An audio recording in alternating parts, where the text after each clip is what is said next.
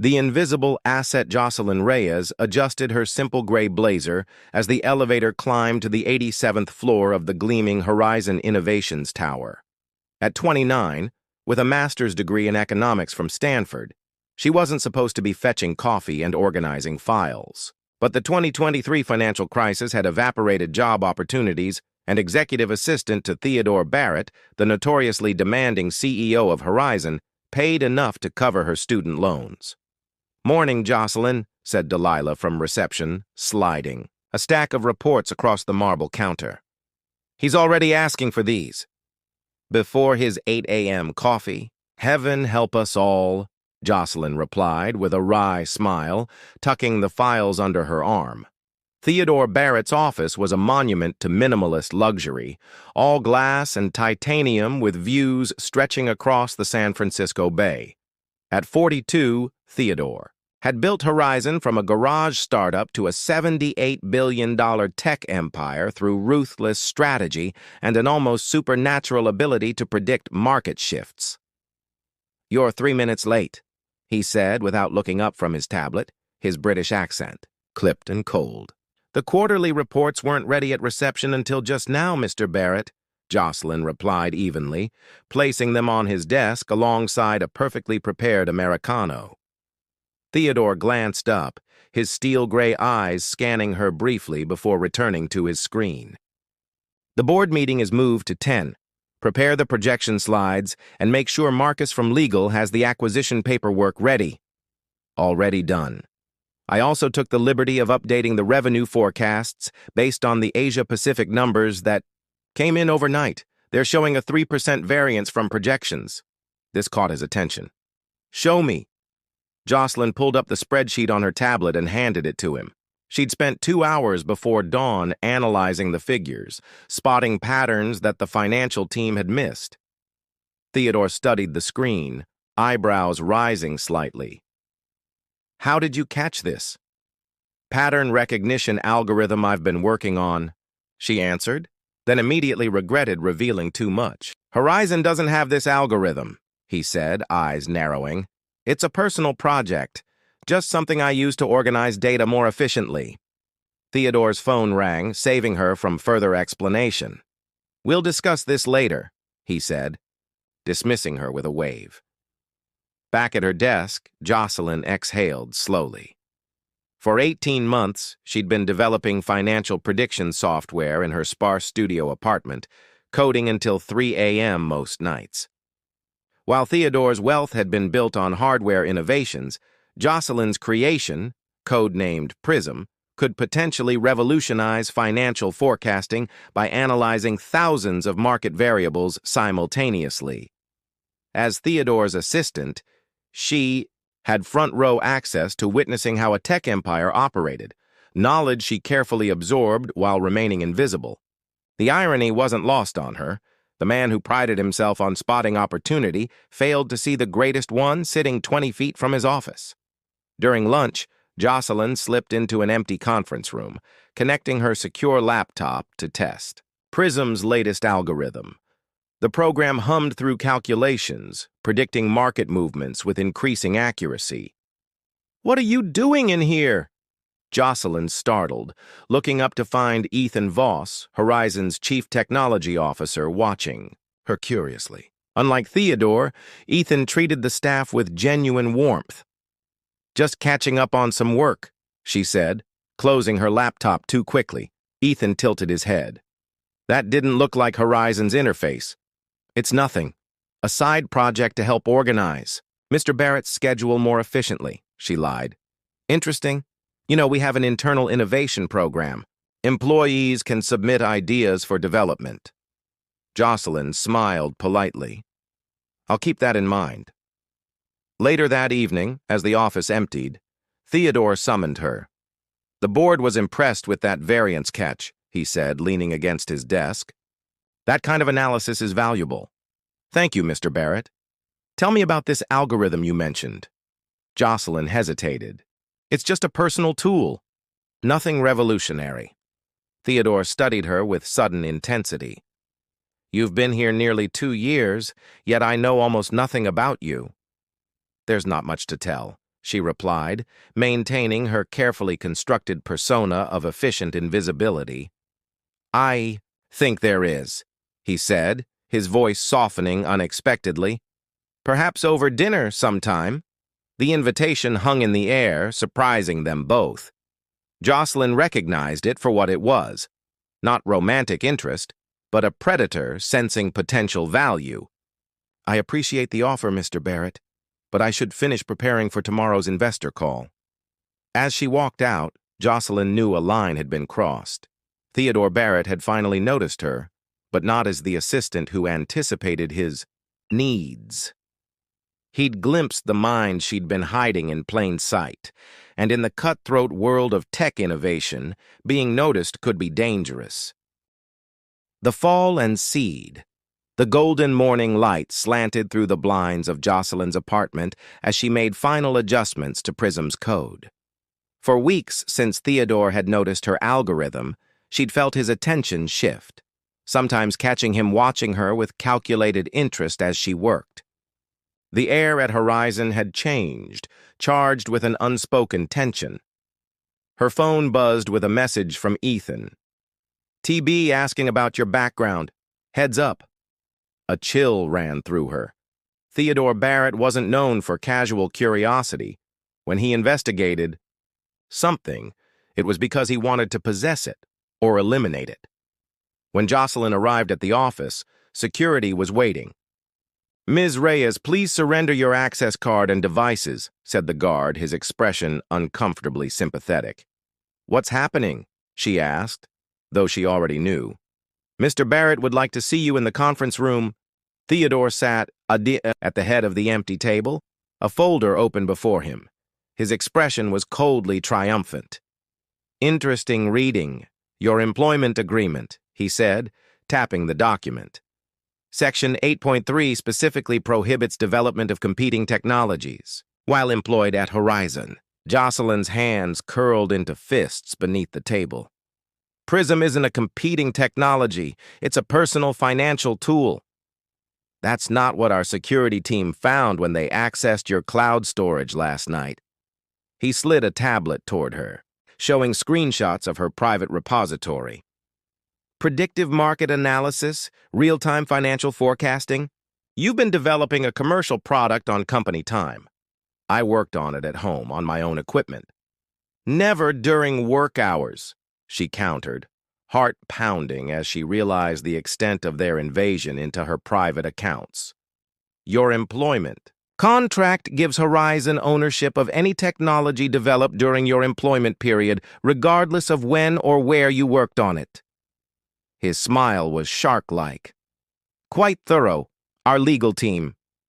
You can't just take my work. I'm not taking it. I'm terminating your employment for breach of contract. And as stipulated, all intellectual property you've developed reverts to Horizon. He closed the folder with finality. We'll be sending cease and desist letters to prevent you from developing this further. Jocelyn felt the room tilt. 18 months of work. Her vision, her future, being stolen in broad daylight. You're making a mistake, she said, voice steady despite her rage. No, Ms. Reyes. You made the mistake thinking you could develop something valuable right under my nose without me noticing. Theodore stood. You have 30 minutes to clear your desk. Security will escort you out. By afternoon, Jocelyn sat in her apartment surrounded by cardboard boxes, staring at her laptop screen where a notification blinked. Her cloud storage accounts had been remotely wiped. But Theodore had overlooked one critical detail. Jocelyn had anticipated this possibility. The real Prism, with its most revolutionary algorithms, was stored on an encrypted drive hidden in her grandmother's antique music box. 2 days later, Jocelyn sat across from Naomi Winters, founder of Phoenix Ventures, in a sunlit cafe far from the financial district. So Horizon terminated you without severance and is claiming ownership of your software? Naomi asked, her dark eyes sharp with interest. Yes. But they don't have the complete code? Jocelyn replied. They have fragments, enough to understand the concept but not the core innovation. Which is? Predictive network analysis that can, forecast market movements by analyzing thousands of interconnected variables simultaneously, including social sentiment, supply chain disruptions, and regulatory patterns. Jocelyn pulled out her laptop, showing Naomi the demo. It's 86% accurate in 7-day forecasts. Nothing else comes close. Naomi watched the simulation run, her expression shifting from skepticism to intrigue. And Barrett let you walk out the door with this? He thinks he has it all, but the algorithm that makes it revolutionary. Jocelyn tapped her temple. That part was never uploaded anywhere. Naomi leaned back, a slow smile spreading across her face. Theodore Barrett is known for spotting talent, yet he had you fetching coffee for 18 months. He saw an efficient assistant, not a threat. His mistake.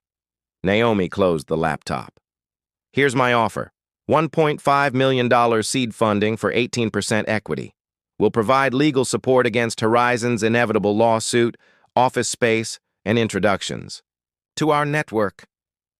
Jocelyn had expected half that amount. Why so generous? Because I've wanted to see someone humble Theodore Barrett for years, Naomi replied with unexpected frankness. And because this technology could revolutionize financial services. Are you ready to build something that will make Horizon look obsolete?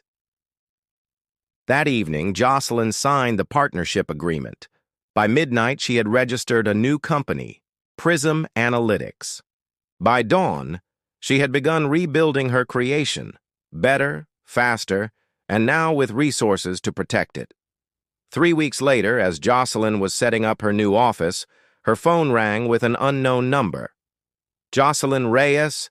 A familiar voice asked. Ethan? She replied, surprised.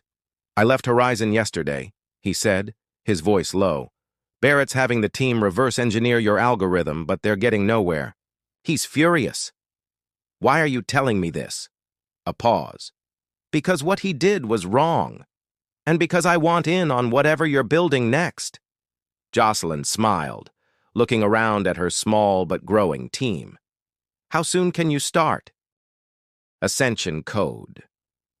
18 months after her humiliating exit from Horizon, Jocelyn stood before 200 investors at the Financial Technology Summit, her heart pounding beneath her tailored burgundy suit as the lights dimmed.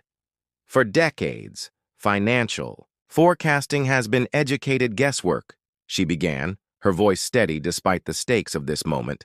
Today, Prism Analytics changes that paradigm forever. Behind her, the massive screen displayed real-time market data flowing through her algorithm, predicting movements across 17 sectors simultaneously.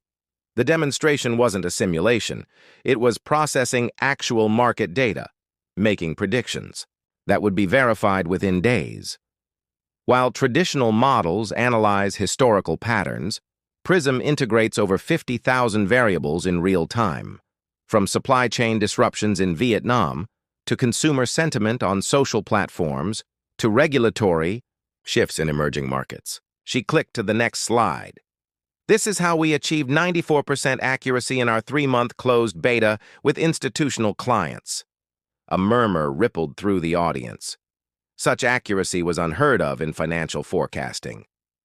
In the third row, Naomi. Winters nodded encouragingly. Their initial $1.5 million investment had grown to a $30 million Series A round 6 months ago. Now they were positioning for a $120 million Series B that would value Prism at nearly $1 billion.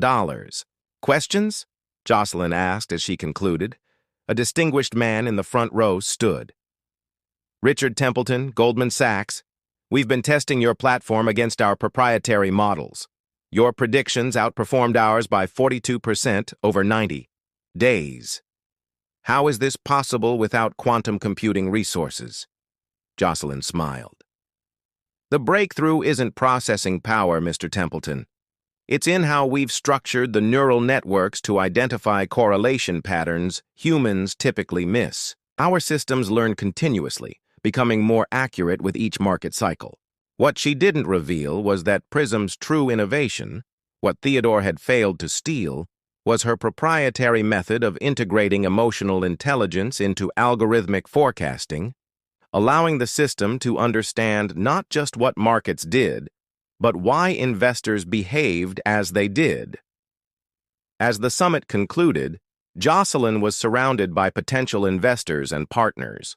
Her team of 38 employees, including Ethan as CTO, had created the most disruptive financial technology of the decade. "Miss Reyes," called a journalist as she navigated toward the exit. "Any comment on Horizon Innovations' stock drop following their failed product launch last week?" Jocelyn paused.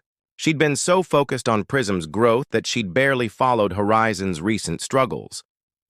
"I'm not familiar with the details," she answered diplomatically. "Their new financial services platform was supposed to compete with systems like yours, but it's been plagued with accuracy issues," the reporter pressed. "Their stock has fallen 28% since the launch." Later that evening, in her downtown penthouse, a recent indulgence she still felt strange about, Jocelyn researched what had happened. Horizon had rushed a predictive financial platform to market, clearly an attempt to compete with Prism's growing reputation. The system, named Foresight, had made catastrophically wrong predictions during its demonstration, costing clients millions and triggering a shareholder lawsuit. Her phone rang. Naomi. "Have you seen the news about Barrett?" Naomi asked without preamble. "About their failed launch? Just reading about it?" "No, the breaking news.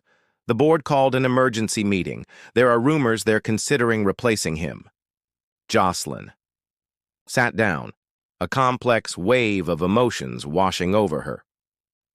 After one failed product? It's not just Foresight.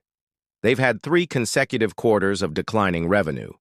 The AI division is hemorrhaging talent to competitors, and Barrett apparently invested $440 million in developing Foresight based on what he thought he'd acquired from you. The irony wasn't lost on Jocelyn. Theodore had built his technology on stolen fragments of her early work, incomplete, flawed pieces that led his company down a devastating path. "Their loss is accelerating," Naomi continued, "which brings me to why I called. Their AI division holds patents we could use, and their client base would accelerate our expansion plans by years." "What are you suggesting?" "Their market cap has fallen to $18 billion. With our valuation after this funding round, and with strategic partners, we could make an offer for their AI division." Naomi paused. "It would put you across the negotiating table from Theodore Barrett." Jocelyn walked to her window, looking out at the city lights. 2 years ago, she'd been invisible to Theodore, then discarded when he discovered her value. Now, fate had created an opportunity she'd never imagined.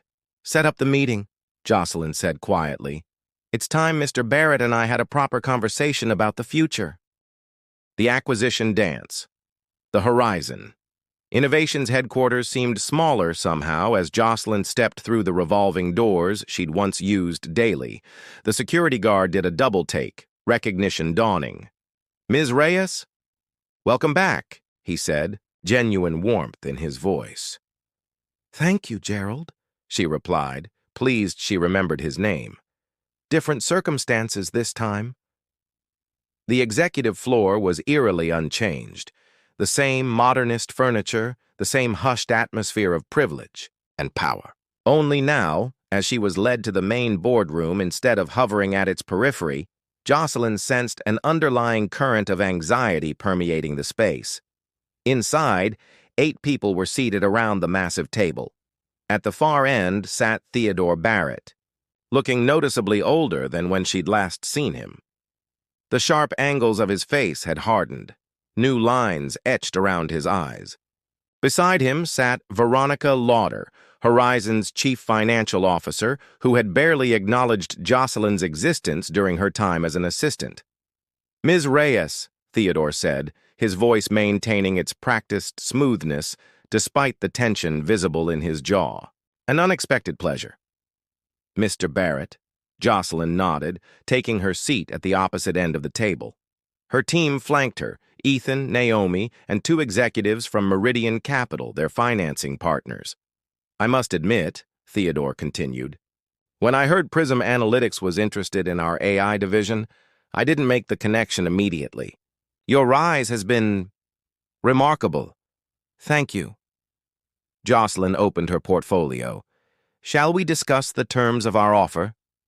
For the next 2 hours, the meeting proceeded with the choreographed precision of high-stakes corporate negotiation.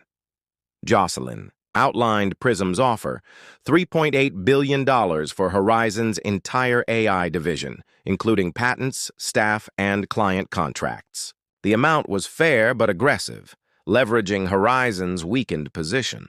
Throughout the discussion, she noticed Theodore watching her with growing intensity, something unreadable shifting behind his eyes. It wasn't until they broke for lunch that he approached her directly, stepping into her space as others filed out. "You're enjoying this, aren't you?" he asked quietly. "This is business, Mr. Barrett, not personal satisfaction." "Is it?" His voice dropped lower. "You were developing Prism while working for me. By rights, that technology belongs to Horizon." Jocelyn met his gaze steadily. "Your legal team already tried that angle. The preliminary injunction was denied 6 months ago, if you recall. The judge was quite clear that the algorithm you claimed ownership of bears no resemblance to Prism's actual technology, because you withheld the true innovation," he said, accusation hardening his tone. "You led us to believe we had everything. I never misrepresented anything. You assumed you knew what I was building. You assumed I wasn't smart enough to protect my work." She smiled slightly. "Making assumptions was always your weakness, Theodore." His eyes widened at her use of his first name, a small but deliberate shift in the power dynamic. "I made you coffee every morning for 18 months, she continued. "I organized your life, anticipated your needs, made you look brilliant in meetings. And not once did you consider that I might be more than what you saw on the surface." The boardroom door opened as others began returning. Theodore stepped back, composure reasserting itself like a mask sliding into place. "The board needs time to consider your offer," he said formally. "Of course, though I should mention," Jocelyn added, "Meridian's financing commitment expires in 72 hours. After that, our valuation of the AI division may need recalculation." The afternoon session focused on integration plans and retention strategies for key staff. Throughout the technical discussions, Jocelyn noticed Theodore growing increasingly distant, his legendary focus fracturing. Twice he asked questions that had already been answered. As the meeting concluded, Horizon's board members huddled at one end of the room in urgent, whispered conversation. Jocelyn was gathering her materials when Veronica Lauder approached. "The board would like to discuss a counter-proposal," she said. "Privately." Naomi exchanged glances with Jocelyn. "We'll wait outside," she said, leading the others out. Once the room had cleared except for Veronica, Theodore, and two board members, the atmosphere shifted palpably. "Your offer is inadequate," Veronica stated flatly. "However, we're prepared to consider a more comprehensive arrangement." "I'm listening." "The board is proposing a full merger between Horizon Innovations and Prism Analytics." Jocelyn's careful composure nearly slipped. "A merger?" "Horizon's hardware and global distribution network combined with Prism's predictive technology creates a uniquely powerful entity," explained Board Chairman William Delaney. "The synergies could be extraordinary." Theodore remained silent, his expression unreadable. "And leadership of this merged company?" Jocelyn asked. William glanced sideways at Theodore before answering. "Co-CEOs initially.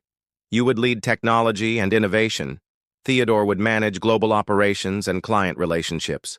The proposal was unexpected and revealing.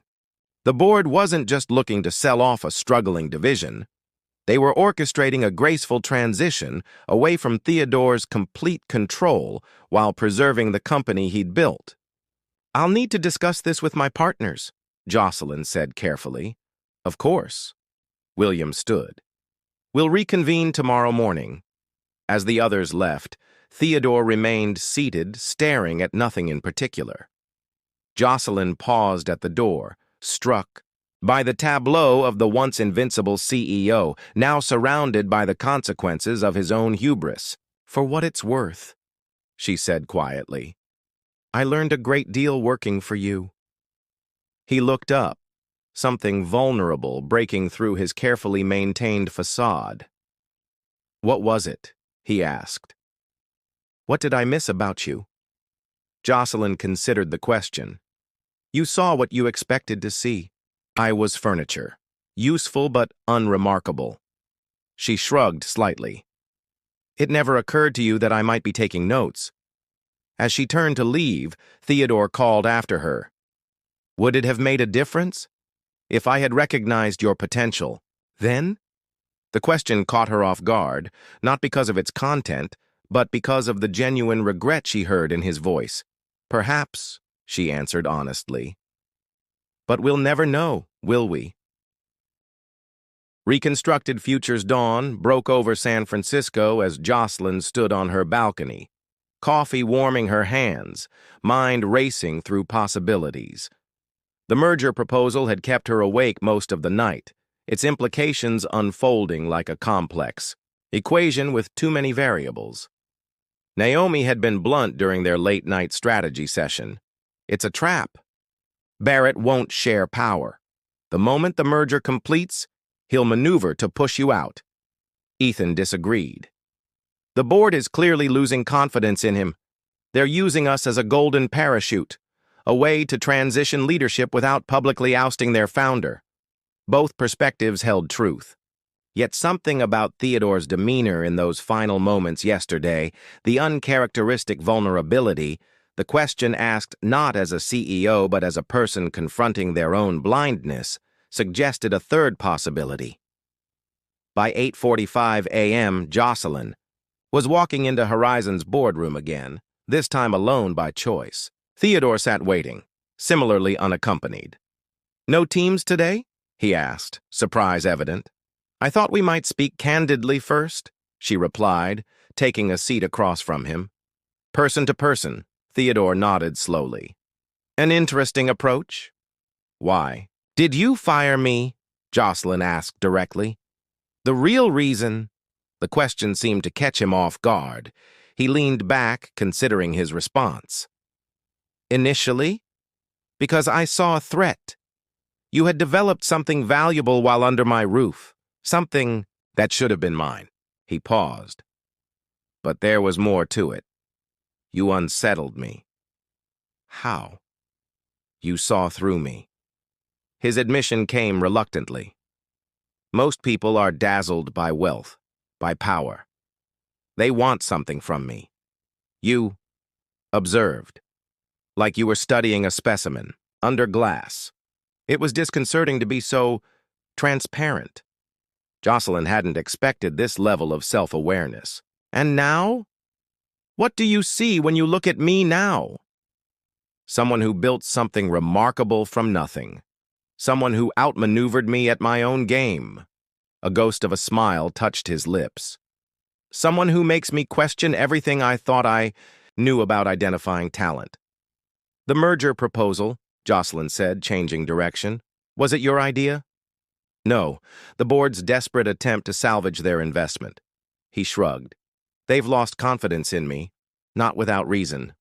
And, you're willing to accept co-leadership? I'm willing to negotiate terms that prevent Horizon from being dismantled. For the first time, real emotion broke through. This company is my life's work. Jocelyn studied him, seeing not the intimidating CEO who had once dominated her world, but a man confronting his own limitations. The realization crystallized her decision. I have a counter-proposal, she said, one I haven't discussed with my team. Theodore's eyebrows rose. I'm listening. A full merger, but with clear leadership structure. I become CEO. You take the role of Chairman Emeritus and Chief Strategy Officer for 2 years, focusing on mentoring the leadership team and ensuring smooth client transitions. She held up a hand as he started to object. In exchange, Prism shareholders receive a more favorable equity conversion rate, and you personally receive a seat on our expanded board for 5 years. You want me to work for you? Disbelief colored his voice. I want to preserve what's valuable in what you've built while moving forward with what I've created, she corrected. This isn't about revenge, Theodore. It's about building something neither of us could create alone. Why would I agree to step down completely? Because deep down, you know your leadership approach has reached its limits. Because you've hit a wall that you can't innovate past. And because... She leaned forward. You're curious what I might build with the resources you've accumulated. The silence stretched between them, charged with unspoken recognition. You were never just an assistant, were you? He finally asked. No. Just as you were never just a boss to me. You are a case study in how power works, its benefits and its blind spots. Theodore stood, walking to the window that overlooked the city. The board will accept your terms. They've been looking for an exit strategy for me that doesn't collapse. Market confidence. He turned back. But I have one condition. Which is? Honesty. Complete transparency between us moving forward. No more hidden agendas, no more power plays. His eyes held hers. I want to understand how you see the world. Jocelyn considered this unexpected request. Agreed. Starting now. I don't want to dismantle Horizon or humiliate you. That narrative doesn't interest me. What interests me is building something revolutionary, something that changes how financial systems function globally. And you believe I can contribute to that vision? I believe your experience complements my innovation. I believe your mistakes have taught you valuable lessons. And yes, she added with unexpected gentleness, I believe people can change when confronted with better versions of themselves. 3 hours later, the preliminary merger agreement was signed. News of the strategic partnership between Horizon and Prism sent both companies' stocks soaring. Financial analysts scrambled to understand the implications of what was being called a paradigm shift in predictive technologies. 6 weeks later, Jocelyn stood before 500 Horizon and Prism employees in the company's atrium, Theodore at her side. The transition had been surprisingly smooth, perhaps because Theodore had embraced his new role with unexpected grace, or perhaps because the relief within Horizon was palpable as new energy infused the struggling company. Today, we begin writing a new chapter, Jocelyn addressed the crowd. Not as Horizon or Prism, but as Parallax Innovations, a name that represents our combined ability to see problems from multiple perspectives simultaneously. She glanced at Theodore, who nodded encouragingly. Some of you knew me when I worked in this building as an assistant, she continued. Others have watched me build Prism from nothing. Both experiences taught me the same lesson. True innovation happens when we look beyond surface appearances to see potential where others don't. As applause filled the atrium, Jocelyn felt Theodore lean closer. You know what the strangest part is, he murmured. I've never been more excited about the future of this company than I am right now, working for you. Jocelyn smiled. Not working for me. Working with me. That's the difference you never understood before. As they walked together toward the future they would build, neither could have predicted this outcome from their beginning. The invisible assistant and the blind visionary, each incomplete without the lessons the other had to teach. The company they would build together would indeed revolutionize financial systems globally, but the greater revolution had already occurred in the space between them, in the recognition that true power comes not from dominance, but from the humility to see value where you least expect to find it.